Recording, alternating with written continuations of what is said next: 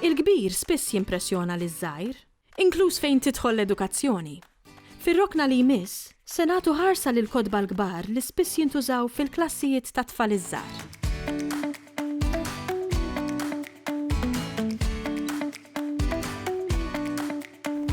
Mela, għana żewġ teachers li naħdmu fl-iskola primarja ta' Żabbar. Inspirajna ruħna dik is-sena li ktibna l-ewwel ktieb, it-tema tal-iskola kienet healthy eating, jew ikel tajjeb għal saħħitna. U ridna nagħmlu xi ħaġa biex nesibixxuha fil-Book Week. Bl-idea ta' tfal, speċi ddeċidejna li l-idea ta' tfal niffurmawhom fi ktieb u ffurmajna storja ta' dan is-serb li kien oħxon u mbagħad eventwalment beda jikol ikel tajjeb u sar b'saħħtu. Kodba merba, l-ewwel wieħed jitratta fuq healthy eating, l-ieħor fuq healthy living, it-tielet wieħed fuq l-inklużjoni u r-raba' wieħed fuq id-diversità multikulturaliżmu.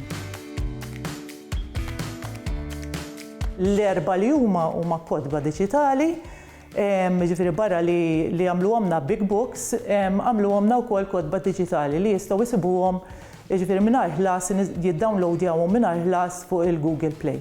Il-kodba diġitali se jisimgħu ir-rakkont tal-istorja. Kull ktieb hemm ir-rakkont tal-istorja.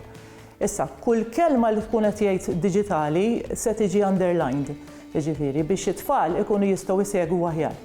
Wara kull storja hemm ħafna logħob interattiv, ġifieri l-tfal żgur jieħdu pjaċir jagħmlu.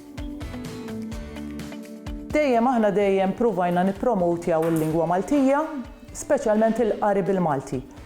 Kien hemm żmien fejn kien hemm ftit wisq kodba bil-Malti, ġifieri u provajna ngħinu b'dak il-mod biex inżidu l-kodba bil-Malti.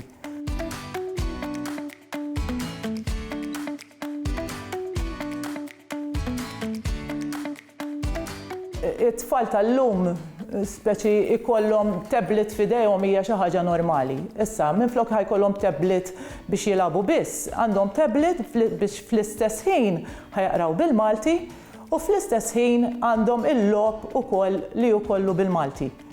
Hekk ikunu qed ikollhom ħafna espożizzjoni għall-Malti, għall-lingwa Maltija, u fl-istess ħin qed tinkoraġġhom anke l-istampi li fih li huma vera interactive u vera kuluriti qed tinkoraġġhom biex jaqraw bil-Malti.